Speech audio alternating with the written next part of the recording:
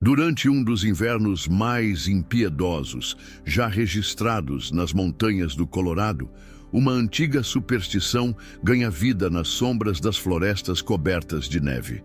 Os moradores locais sussurram sobre uma entidade cruel, um espírito que desperta em tempos de escassez, punindo aqueles que cruzam os limites morais da sobrevivência. Dizem que, quando ele invade os sonhos, já é tarde demais. A vítima está condenada a vagar como uma criatura voraz, consumida por uma fome incontrolável. No coração da floresta, entre as árvores nuas e o silêncio cortante, o vulto de um carro é quase engolido pela neve, com um rastro vermelho se perdendo até uma poça gélida, prenúncio de algo macabro. Dias antes, David Pattern se preparava para enfrentar a estrada, mesmo diante de alertas sobre nevascas violentas e temperaturas capazes de congelar a alma. Ignorando os perigos, ele segue viagem até que, em meio à solidão branca da estrada, avista uma placa indicando uma lanchonete. A fome e o frio o convencem a parar. Dentro do local, a funcionária Ana finaliza o atendimento de John, um homem da prefeitura acompanhado do filho.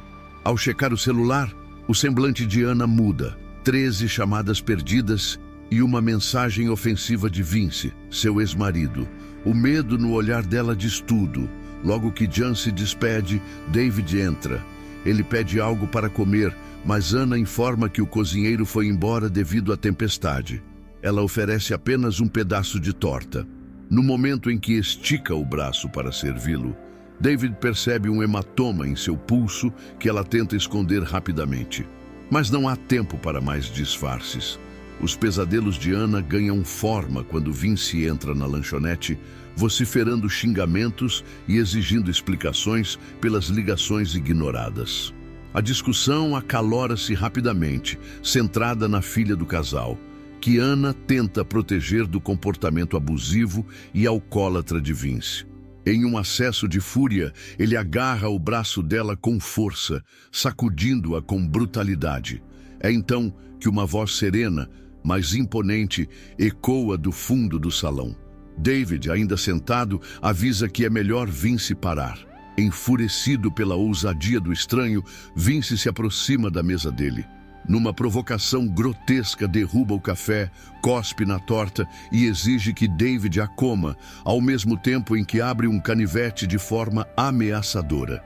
Mantendo a calma, David aconselha Vince a ir embora, afirmando que, se encostar em alguém naquela noite, jamais verá a filha de novo. A tensão no ar é cortante, mas as palavras de David surtem efeito. Murmurando ameaças vazias, Vince deixa o local, não sem antes chutar o retrovisor do carro de David com raiva. Ana, constrangida pela situação, se desculpa e insiste em preparar a refeição que David havia pedido. Após comer, ele improvisa uma solução com fita adesiva para prender o retrovisor quebrado e retoma a estrada. Em sua próxima parada, um posto de gasolina solitário, David entra na loja de conveniência para algumas compras. O total ultrapassa os $50 em dinheiro que ele tinha à mão. E em tom de brincadeira, ele diz que não vai usar o cartão porque sua esposa tem acesso aos gastos. Algo que não precisa saber. Do lado de fora, Vince, embriagando-se em silêncio, reconhece o carro de David. Mas antes que possa agir, uma viatura da polícia estaciona e um policial se aproxima de David, exigindo que ele conserte o retrovisor direito ou será multado. Impedido de atacar naquele momento, Vince espera até que David parta. Discretamente, ele começa a segui-lo. David só percebe que está sendo perseguido quando o outro quase colide seu caminhão contra o carro dele. Mesmo em desvantagem física, David mantém a mente clara e usa a própria astúcia para despistar o agressor. Faz uma curva brusca, desliga os faróis e se esconde entre as árvores cobertas de gelo. Seu plano dá certo. Vince passa direto, sem notar sua manobra. No entanto, ao tentar sair do esconderijo, David perde o controle e acaba atolando o carro na neve. Preso, isolado e sem sinal no celular, ele é forçado a enfrentar o frio extremo, enquanto tenta desatolar o veículo.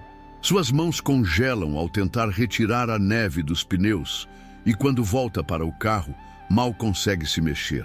Para economizar energia e manter-se aquecido, ele liga o aquecedor esporadicamente. É nesse momento que algo estranho começa a acontecer. Sons pesados, como passos ou batidas, vindos de fora. Sem visibilidade pela janela e sem coragem de sair, David opta por esperar. Até suas necessidades fisiológicas são feitas em uma garrafa. Quando a nevasca dá trégua, ele avista, por meio de binóculos, uma coluna de fumaça não muito distante. Satisfeito por encontrar um possível abrigo, ele vai até o porta-malas. É então que descobrimos o impensável. Anna está ali, amarrada, com os olhos arregalados pelo terror. Um rastro escarlate se estende pela neve, como a assinatura de um pesadelo que se recusa a terminar. Com movimentos lentos e dolorosos, David rasteja, deixando para trás cada gota de sua resistência. O frio morde sua pele, o ar gelado rasga seus pulmões, mas ele persiste até alcançar o carro. Ao abrir a porta, o silêncio o recebe. Nenhum sinal de Anna. Ofegante, ele se joga no banco do motorista, buscando desesperadamente o calor que o motor pode oferecer. Mal sabe ele que, encolhida no escuro logo atrás do banco, Anna o observa com olhos arregalados e uma faca escondida sob o casaco. Enquanto tenta recuperar o controle da situação, David respira fundo e começa a rasgar a própria calça para avaliar o ferimento na perna. O corte profundo, grotesco, arranca-lhe um gemido involuntário. Ele desvia o olhar, incapaz de encarar a própria carne exposta, e morde o cabo da faca enquanto tenta, com brutalidade, alinhar o osso de volta ao lugar. Anna, ainda imóvel, assiste tudo em silêncio, até que ele deixa a lâmina sobre o banco do passageiro. É o momento que ela precisava, mas justo quando se prepara para atacar, David percebe que algo não está certo. O porta-luvas está aberto. Um detalhe mínimo que acende seu instinto. Ele ajusta o espelho retrovisor e tenta enxergar atrás de si. Nada. Mas um leve ruído, o som sutil de um tecido se movendo, denuncia sua presença. Com os sentidos aguçados, ele estica o braço em direção à faca. Anna, percebendo que o tempo se esgota, se lança sobre ele. De súbito, ela pressiona um pano encharcado contra o rosto dele. Um líquido forte emana do tecido, fazendo David se contorcer, lutar por ar. Ele se debate com violência, mas ela o segura com tudo que tem. Quando finalmente o corpo dele cede e o silêncio retorna, Anna se permite respirar novamente. Pouco depois, David desperta. Está caído na neve, diante de um imenso cervo morto. Suas mãos estão cobertas de sangue, mas não é real. É um pesadelo. Ele acorda, enfim, de verdade dessa vez, com o pescoço preso ao banco por uma fita e os pulsos amarrados ao volante. Anna inverteu os papéis. Agora é ela quem segura a faca e exige respostas. Ele tenta ganhar tempo, dizendo que se perdeu na nevasca, que não sabe onde estão. Confessa que usou o dedo dela para desbloquear o celular e enviar uma mensagem enganosa à mãe de Anna, dizendo que estava indo visitar o ex-marido. Um ardil cruel, projetado para adiar qualquer suspeita. Anna, tomada pelo horror, examina o celular de David, sem sinal, sem chance de pedir ajuda. Com os nervos à flor da pele, ela muda de tom e pergunta se ele já havia feito isso antes. David, com voz trêmula, nega, mas a mentira se desfaz quando ela menciona o clorofórmio. Ele corrige, com frieza, explicando que não era clorofórmio, mas uma substância ainda mais eficiente, uma que age rápido, sem dar tempo para reações ou gritos. Uma que ele aprendeu a usar para evitar que suas vítimas escapassem. Cada palavra dele é um veneno. Anna sente o nojo crescer. O que mais a fere é a calma com que ele fala, como se ainda estivesse no controle. Ele tenta reverter a situação, afirmando que o frio lá fora é implacável e que ela não está tão livre quanto pensa. que coragem é o que realmente separa a presa do predador. Mas a confiança de David começa a ruir quando Ana revela seu próprio plano.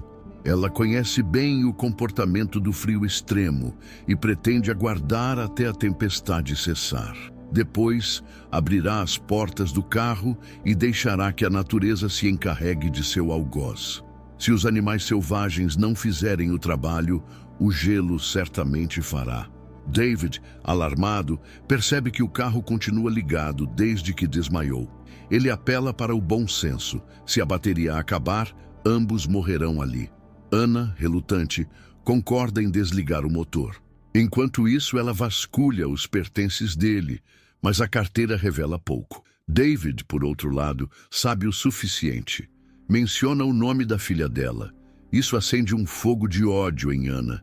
Ela atira a cadeirinha de bebê pela porta. Não há bebê algum. Apenas um truque psicológico, uma isca para atrair vítimas. Ele tentava parecer inofensivo e isso a enfurece ainda mais. David tenta provocar, dizendo que ela não conseguirá resistir ao sono por muito tempo. Sem responder, Ana o faz desmaiar novamente com o pano. O mesmo pesadelo retorna, mais grotesco. Sangue, sombras, vozes sussurrando entre as árvores. David acorda com um sobressalto. Ana, observando-o, se pergunta: que tipo de monstros habitam os sonhos de um sequestrador? Ela recusa qualquer contato, até mesmo quando ele oferece a garrafa como penico. Ao sair para aliviar-se, Ana corre riscos. David, trêmulo, tenta encontrar uma forma de se soltar. Quando ela retorna, descobre que ele trancou as portas. Em desespero, ela pega a cadeirinha jogada do lado de fora e a arremessa contra a janela. A fúria dela triunfa. O vidro estilhaça. Ana entra pela fresta e puxa o cinto com força, quase sufocando David. Ele mal respira. Ela, sem perder tempo, improvisa um bloqueio para impedir a entrada da neve. Parecendo adormecido, David não reage. Ana pega o celular dele e o conteúdo a paralisa. Dezenas de fotos suas e de sua filha, tiradas sem que percebessem. Registros de uma obsessão silenciosa. Assustada, continua a busca e encontra uma caixa escondida. Lá dentro, os documentos de outras mulheres, as vítimas anteriores. Quando ele acorda, ela já sabe demais. Há quanto tempo você me persegue? Ela pergunta com a faca nas mãos. Por que ela? A pergunta ecoa no silêncio cortante, mas a resposta vem sem emoção. David, frio como o inverno lá fora, resmunga que já cansou daquela pergunta. Não havia nada de especial em Ana, nenhuma conexão, nenhum motivo nobre ou simbólico. Apenas uma oportunidade. Era estrangeira, mãe solteira, invisível aos olhos do sistema. Seu desaparecimento seria apenas mais um entre tantos, ignorado, esquecido. A única variável fora do controle dele, admite, foi Vince, o ex-marido que quase arruinou seus planos com sua fúria desordenada. Ana, contendo a raiva, pergunta quantas foram, quantas vidas ele arrancou sem remorso. Ele tenta demonstrar indiferença, diz que nunca contou, mas ela rebate, jogando sobre ele os papéis das vítimas, um a um, como se os nomes tivessem peso físico. Você os guarda por um motivo, afirma. David responde com ironia cruel, lembrando que uma das mulheres estava grávida. Devo contar como duas? Provoca em tom debochado. Ana sente o estômago revirar. Seus olhos se fixam em um nome: Cass Beckerman. Ela lê em voz alta. David imediatamente reage. Cass foi a primeira. Ele descreve quase com nostalgia como Cass entrou no carro. Ela precisava de carona, fez sinal na beira da estrada. Ele já tinha armado a cena. Aliança no dedo, postura hesitante, aparência de homem comum e gentil. Cass observou, calculou o risco e tomou a decisão errada. Entrou no carro. A faca estava escondida ao lado da perna dele. Durante algum tempo, conversaram como desconhecidos casuais. Mas quando ele passou direto por uma curva onde deveria ter virado, Cass percebeu que algo estava errado. Tentou disfarçar, pediu para descer. inventou desculpas. Ele manteve o controle até que ela gritou. Então, o ataque. As mãos dele em seu pescoço, a lâmina cortando o grito. Mesmo com a brutalidade desajeitada, David se sentiu triunfante. Depois descobriu que Cass era filha de um juiz e precisou desaparecer por meses. Desde então, passou a escolher alvos menos importantes. Ana está enojada, mas vai além. Quer entender como alguém se torna assim. Cita traumas comuns: abuso, negligência, rejeição. David ri, mas o riso morre quando ela menciona a mãe. A mudança em seu rosto é instantânea. Ele tenta desviar, mudar de assunto, brincar de psicólogo. Fala de Vince. Insinua que Ana sempre foi atraída por homens violentos. Ela o silencia com um pedaço de fita, farta de ouvir sua voz contaminada de desprezo. O tempo passa. Ela adormece, exausta. Um barulho, surdo, ritmado, começa a cercar o carro. Ana acorda com o coração acelerado. David também sente. Algo está lá fora. Quando a coisa salta sobre o veículo, ambos se sobressaltam. Golpes pesados ressoam no para-brisa. Mãos grandes, quase humanas, mas deformadas. Vidro rachando. Desesperada, Ana liga o carro e pressiona a buzina, tentando afugentar a criatura. Por hora, funciona. O som se dissipa. O silêncio retorna. David geme. Sua perna está pior. Ana observa a pele escurecendo, a necrose avançando. Com frieza, ela diz que a perda da perna será o menor dos problemas se a tempestade não cessar. Enquanto analisa o mapa, percebe que estão em plena reserva florestal. Conta a lenda do espírito da floresta, um ser que aparece em sonhos, prenúncio de que a alma já está condenada. David tenta zombar, mas o nervosismo é visível. Principalmente quando a bateria morre, deixando-os no escuro. Horas depois, o frio é insuportável. Para sobreviver, Ana se aninha sobre o colo dele, mantendo a faca erguida entre os dois. Ele diz que, se dormirem, talvez não acordem. Ela insiste. A nevasca vai passar. David, enfim, vulnerável, fala de uma infância quebrada. Diz que desejava ser diferente, mas não espera perdão. Ana se abre também. Órfã, adotada por um monstro que a abusava. Denunciou o padrasto aos 15. Sua vida se partiu até que se tornou mãe. E decidiu que a filha teria uma história diferente. Ela termina dizendo que nada justifica os crimes dele. Nenhuma dor apaga as vidas que ele tirou. David mal parece afetado. Começa a falar do frio, de como ele torna a fita mais fraca.